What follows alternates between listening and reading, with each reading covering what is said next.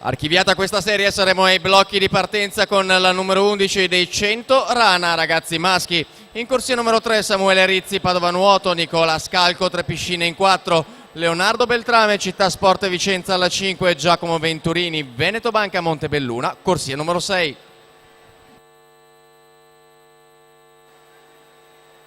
E dunque recuperiamo, come detto, la serie 4 dei 50 Rana ragazze, Trentin, Zecchinato, Sant Lazzarini, Macore, Pasqualicchio. Siamo alle ultime bracciate, si completa questa prova, 39 e 61 per la Zecchinato.